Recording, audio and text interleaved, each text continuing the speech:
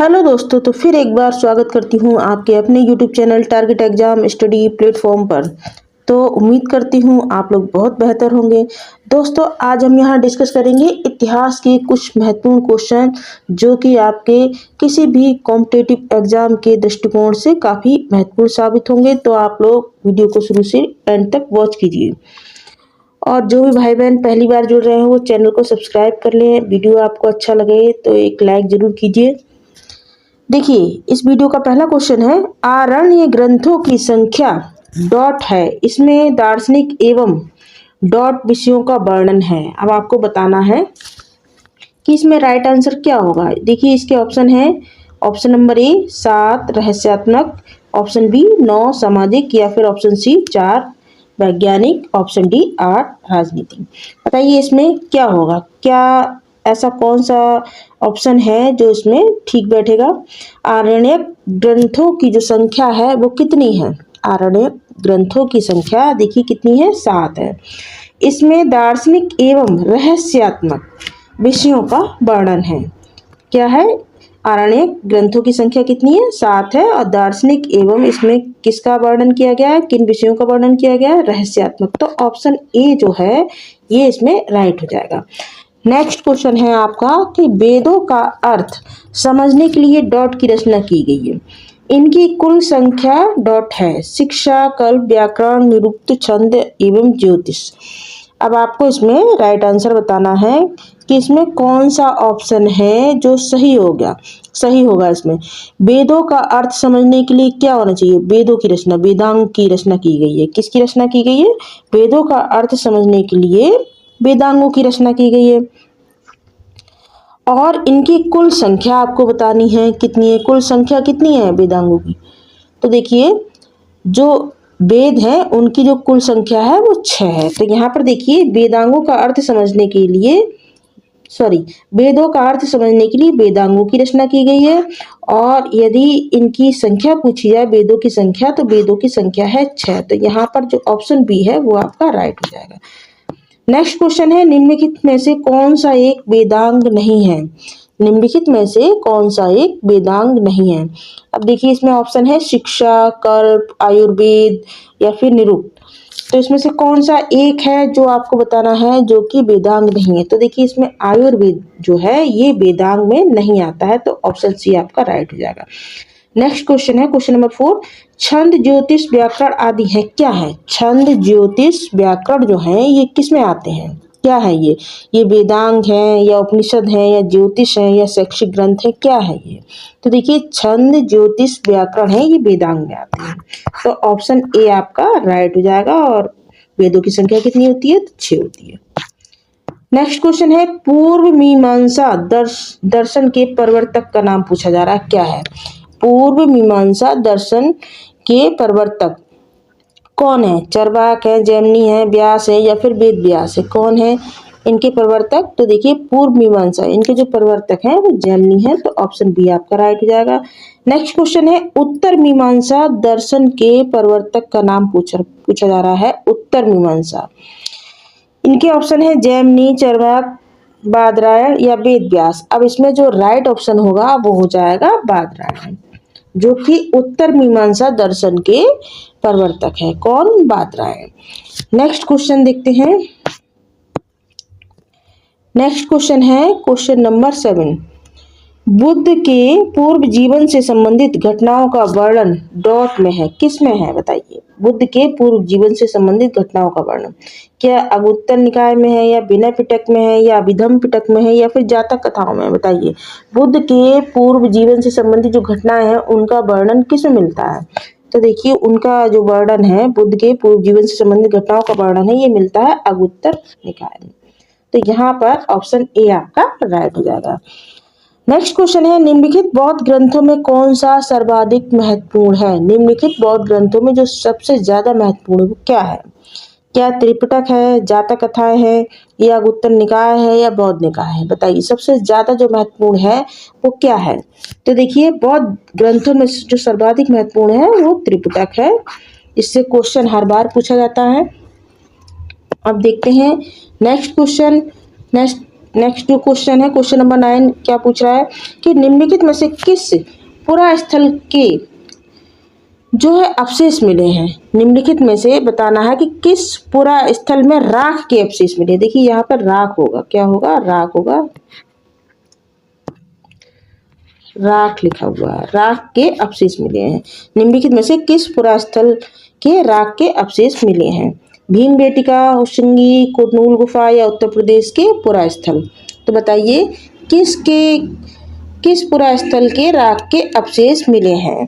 तो देखिए यहाँ पर जो आपका राइट आंसर है ये हो जाएगा कुरनूल गुफा, यानी कुरनूल गुफा है ये पुरा स्थल में राख के अवशेष मिले हैं। तो ऑप्शन जो सी है ये आपका राइट हो जाएगा। क्वेश्चन नंबर 10 देखते हैं। मानव इतिहास की लगभग 99% जो कहानी है वो डॉट काल के दौरान घटित हुई, यानी इनमें से आपको काल बताना है कि कौन से काल में घटित हुई है मानव इतिहास की लगभग 90% कहानी जो है। क्या नव पाषाण में हुई है, पुरा पाषाण में हुई है, मध्य पाषाण में हुई है या फिर उत्तर पाषाण में हुई है। बताइए कब घटित हुई है, किस काल के दौरान घटित हुई है।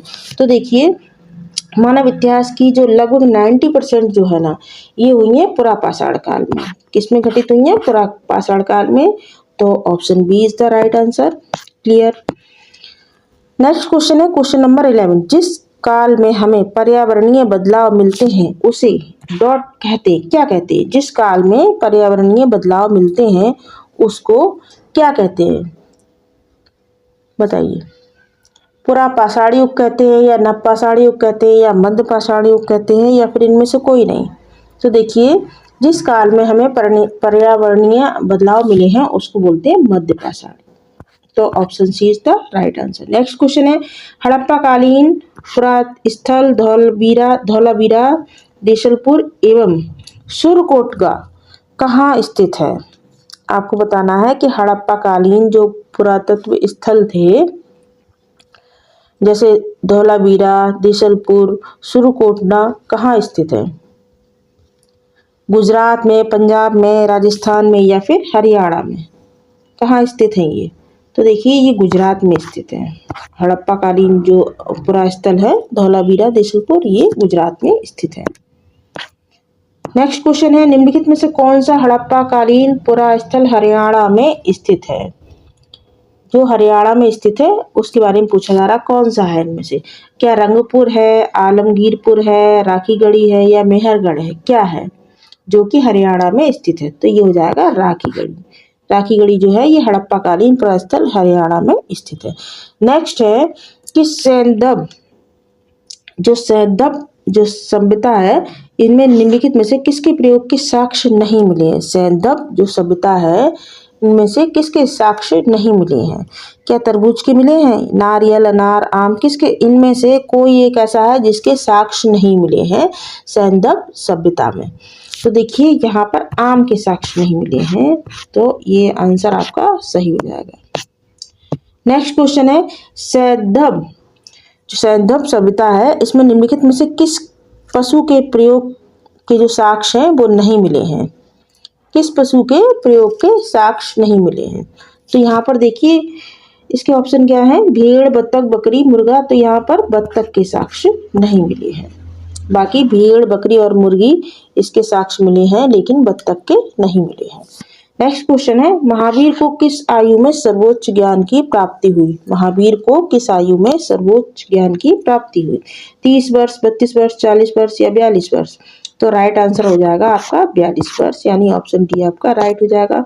नेक्स्ट क्वेश्चन है जैन धर्म के मुख्य उपदेशक को क्या कहा जाता है। जो जैन धर्म के मुख्य उपदेशक हैं उनको क्या कहा जाता है। महागुरु, तीर्थंकर, जिन या फिर थेरा, क्या कहा जाता है। जैन धर्म के मुख्य उपदेशक को देखिए थेरा कहा जाता है। तो ऑप्शन जो डी है वो आपका राइट हो जाएगा। नेक्स्ट क्वेश्चन देखते हैं सम्राट अशोक किसका पुत्र था। सम्राट अशोक जो है वो किसका पुत्र था। बिंदुसार, चंद्रगुप्त, अजातशत्रु या फिर बिंबिसार। तो देखिए सम्राट अशोक जो है बिंदुसार का पुत्र था। तो option A is the right answer. Next question किस बौद्ध ग्रंथ में बज्जी संघ का वर्णन मिलता है। किस बौद्ध ग्रंथ में बज्जी संघ का वर्णन मिलता है। क्या वो सुत्त निकाय है, दीर्घ निकाय, अगुत्तर निकाय या फिर विनय पिटक? बताइए किस बौद्ध धर्म में बज्जी संघ का वर्णन मिलता है? तो ये मिलता है दीर्घ निकाय में। किसमें मिलता है? दीर्घ निकाय में। तो option B is the right answer. Next question है, सातवाहनों का सबसे प्रमुख राजा जो गौतमी पुत्र किसका पुत्र था? गौतमी पुत्र था, वो किसका था?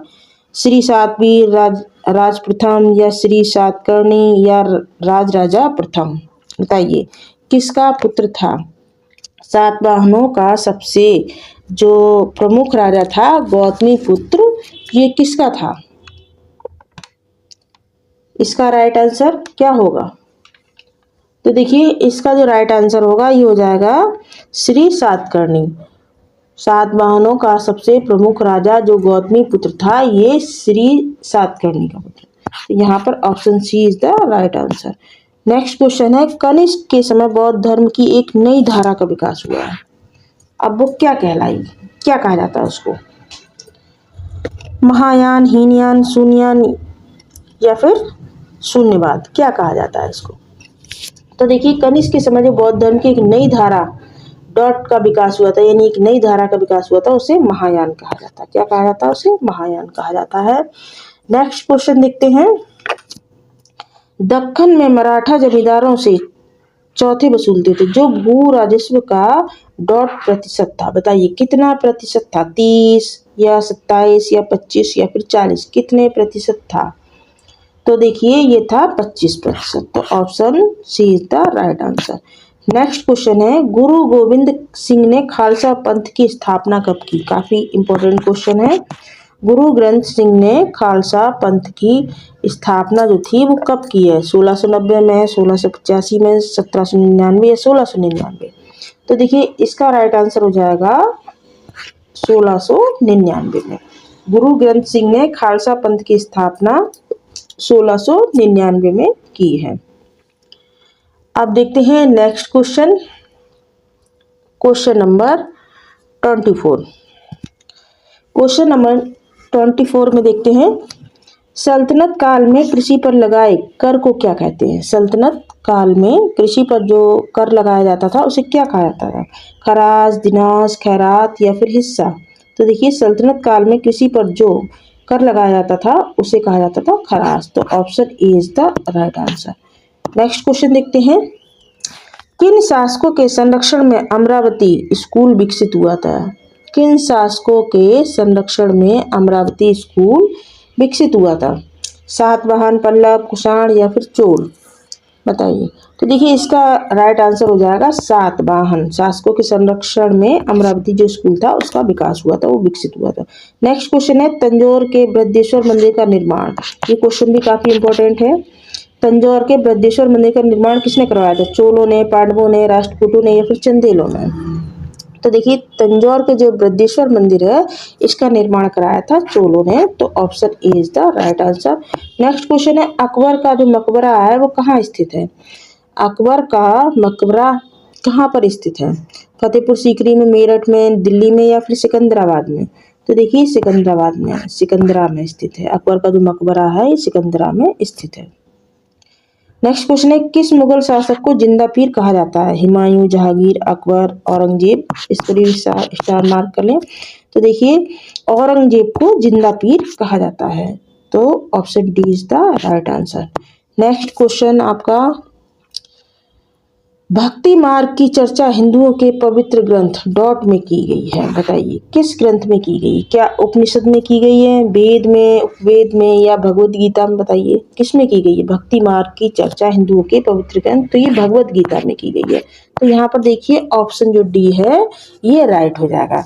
नेक्स्ट क्वेश्चन देखते हैं, दिव्य प्रबंधम किसके गीतों का संकलन है? अलवार, नैनार, ब्राह्मण संत या फिर सूफी संत?